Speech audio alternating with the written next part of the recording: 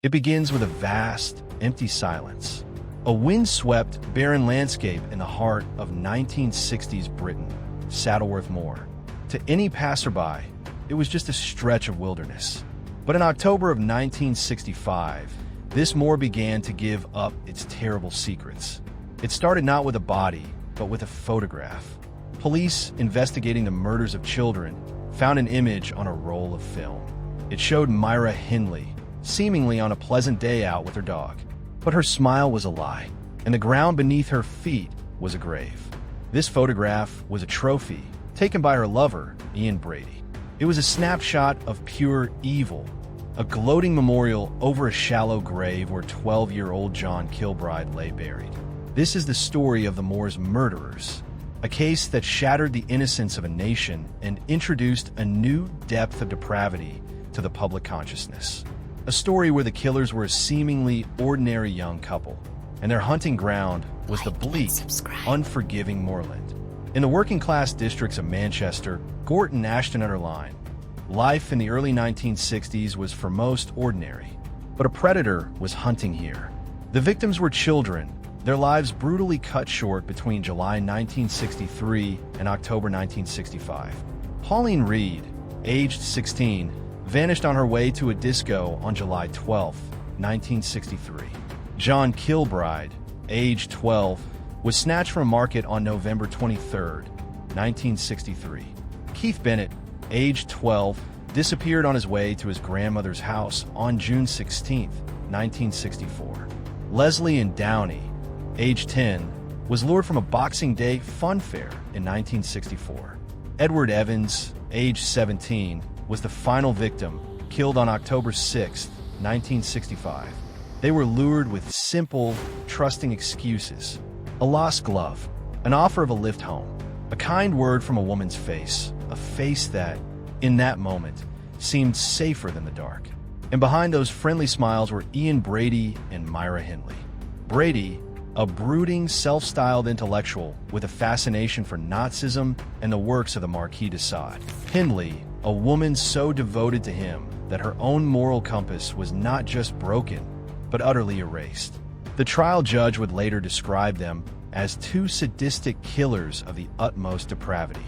Theirs was a partnership in poison, a deadly fusion of Brady's sadistic fantasies and Hindley's unquestioning devotion. The concatenation of circumstances, as a professor of psychiatry would later call it, began in 1961. Myra Hindley, then 18, took a job as a typist at Millward's Merchandising, where the 23-year-old Brady worked as a clerk. She was instantly infatuated with this quiet, intense young man who read German philosophy and had a taste for X-rated films. Brady became her tutor in depravity. He fed her a diet of Nazi literature and the writings of the Marquis de Sade, from whose name we derive the term sadism. He sold her a worldview where power was everything and empathy was a weakness. Hindley, in turn, became his most dedicated pupil. Their bond was sealed in the dark of the cinema and fortified by German wine. It was a courtship built not on love, but on a shared descent into darkness. And soon, theory demanded practice. Brady declared he wanted to commit the perfect murder. Hindley, now his unwavering accomplice, provided the perfect bait. Her presence as a woman disarmed the children's natural caution. Pauline Reed was asked to help look for a lost glove. John Kilbride was offered a lift home from the market. Keith Bennett was lured into Hindley's mini pickup truck. The method was chillingly consistent. The children were driven to the moors or to the couple's house at 16 Wardlebrook Avenue. There, they were subjected to sexual assault and torture. The brutality inflicted upon 10-year-old Leslie and Downey was captured in photographs and, most horrifyingly, on a 16-minute audio tape. On the recording, which would later be played in a stunned and silent courtroom, the little girl could be heard pleading, "Don't undress me, will you? And I want to see Mummy." It was a snapshot of pure terror, preserved by the killers themselves. After the murders, the bodies of at least 4 of the children were taken to Saddleworth Moor and buried in shallow graves. The vast, open landscape became a private cemetery for their secrets. For over 2 years, they operated with impunity. The disappearances of Pauline, John, and Keith were tragic mysteries to the police and a terrified public. There are no leads, no suspects. The Moor's murderers were, in their own twisted minds, perfect, untouchable criminals. But every killer makes a mistake. For Brady and Hindley, it was their final murder and their fatal desire for an audience. On October 6, 1965, they lured 17-year-old Edward Evans back to their home.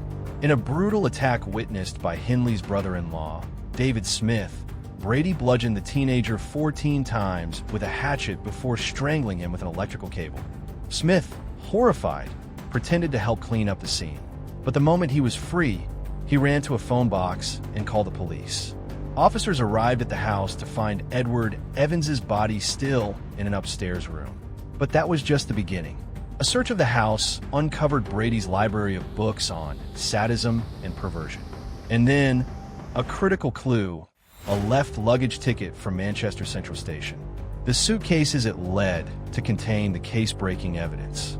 Inside were the nude and tortured photographs of Leslie and Downey. And there, nestled alongside them, was the heart-rending audio tape of her final, desperate moments. The police now knew they were not just dealing with a single murder, but with monsters of unprecedented cruelty.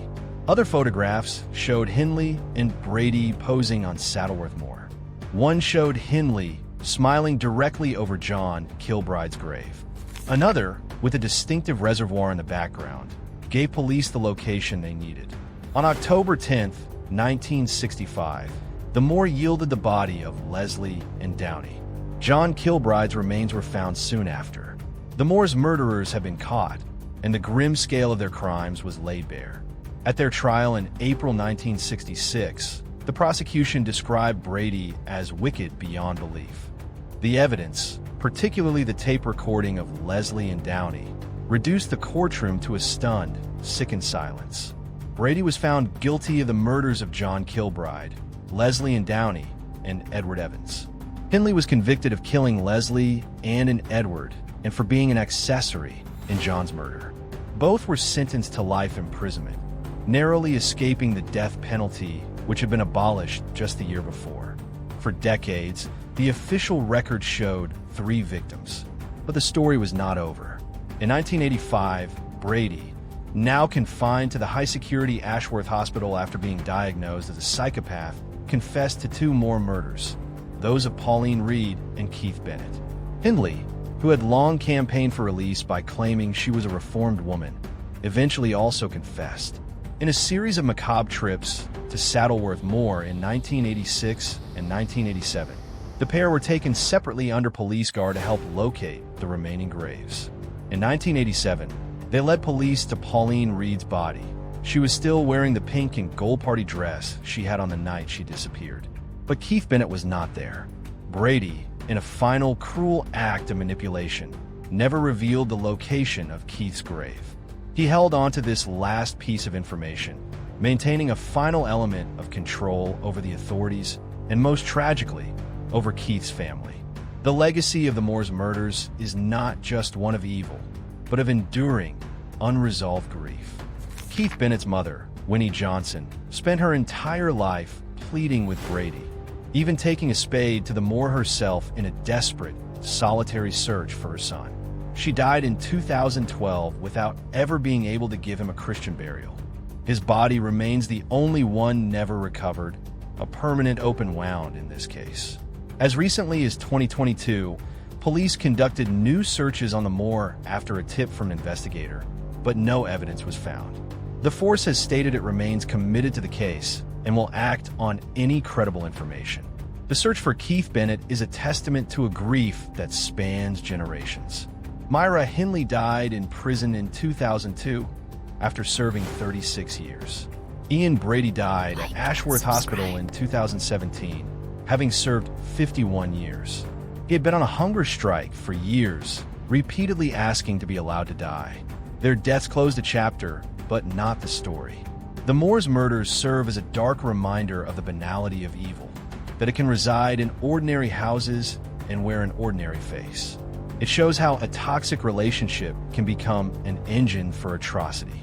And it stands as a permanent memorial to 5 young lives, stolen in the most brutal way imaginable, and the families who were left forever in the shadow of the Moors. This has been Trace Crime Files. The story of the Moors murders is a stark reminder that some mysteries never truly end, and some wounds never fully heal. Subscribe now for more investigations into the cases where truth is stranger and more terrifying than fiction. Because the past may be gone, but its echoes remain. This was Trace Crime Files. Subscribe for more stories where truth is stranger than fiction, and justice is never as simple as it seems.